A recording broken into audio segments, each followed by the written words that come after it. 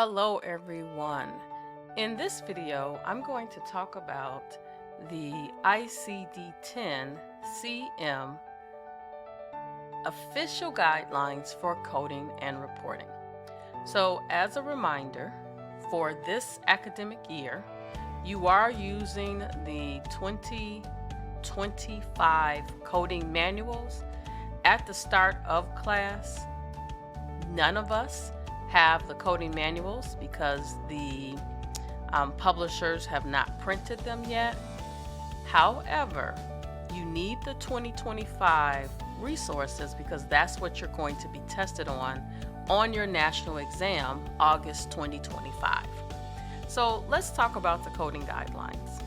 If you are able to, I would recommend that you send these guidelines to like a Staples or a Kinko's and have them printed and bound together so that you can have a physical copy. I print mine and I use a 3-hole punch thing, and I have them in a binder. You can do the same thing as well, whichever works easier for you. Normally I send mine to Office Max. I just did not do so this year. All right, so these guidelines are one of your keys to success for understanding diagnosis coding. This system can be pretty complex to understand because there are so many rules. You see, it's 120 pages, right? And so one of the things as a tip that I want to give you is that you need to read these over and over and over again. Why? Reading them helps you to internalize the different nuances of the guidelines, which in turn will reduce your coding errors. These guidelines are updated annually, so regular review helps you stay up to date. I personally always start off reading them from cover to cover once they are released once a year.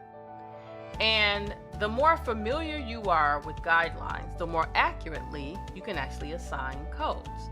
So this is crucial from a real world perspective, because if you assign the wrong diagnosis code, it can impact patients' ability to get care in the future.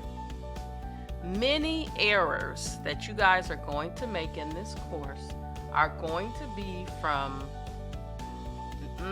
not understanding the guideline or overlooking the guidelines.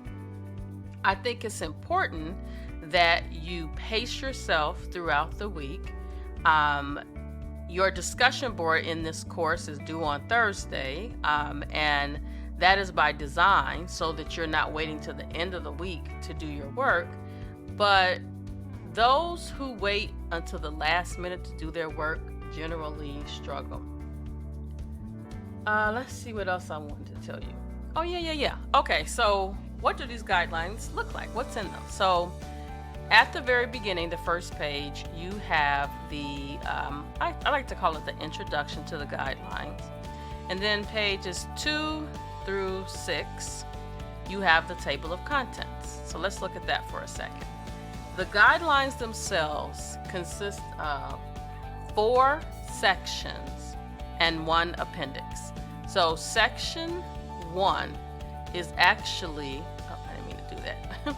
Section 1 is actually the largest portion of the guidelines. And let me use my little highlighter thing here. It's the largest portion of the guidelines, and it consists of 3 parts. A, conventions for ICD-10 CM. B, general coding guidelines. And then there is a C, which is chapter specific guidelines. So let me get over to that. So 4 sections of the ICD-10 CM guidelines. Section A, general conventions. B, the general guidelines. And then C, the chapter specific guidelines. In our course, we're going to be going through the different chapters week after week. And so one of the things I would recommend that you do now is at the beginning of the week, once you see which guidelines we're going to be working on, just read them in the guidelines first, then read your textbook chapter. There are also lectures that you have to review, which align with the guidelines, and that's designed to help you set the stage for this journey. Okay, so then after section 1 and section 1C, chapter specific guidelines, is pretty long. So once you go there are 22 chapters of chapter specific guidelines. Then you get to section 2, which is the selection of principal diagnoses. Section 3, reporting additional diagnoses. And then section 4, which is diagnoses guidelines for outpatient services, then the appendix, and present on admission guidelines. So again, takeaway from this video, you definitely need to be reading these guidelines frequently.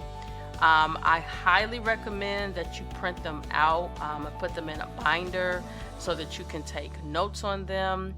And I recommend that you read the guidelines before you even read the chapter each week, the ones that apply to a particular week. So for example, if you look at our course syllabus, you'll see that in week 1, we are going to be in chapter 1, 3, and 4 of the textbook. Number 1 is on an introduction to ICD-10 CM. Number 3 are about the Uniform Hospital Discharge Data Set.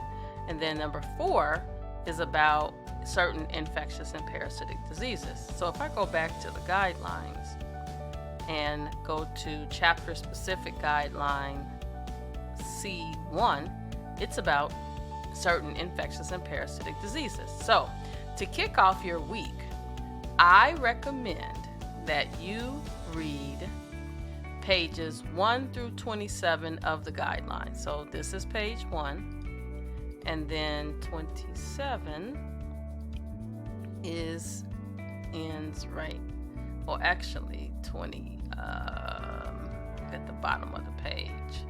That's how you know where you're at. Okay, so basically all the way through to page 31. That's before you even read the textbook chapter, and you're not reading it to memorize it, you're just reading it to familiarize yourself.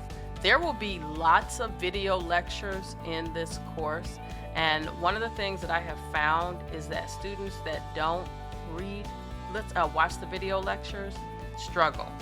Watch the video lecture, take notes. Get yourself a big notebook to take notes for this class and every class that you're taking. Thank you.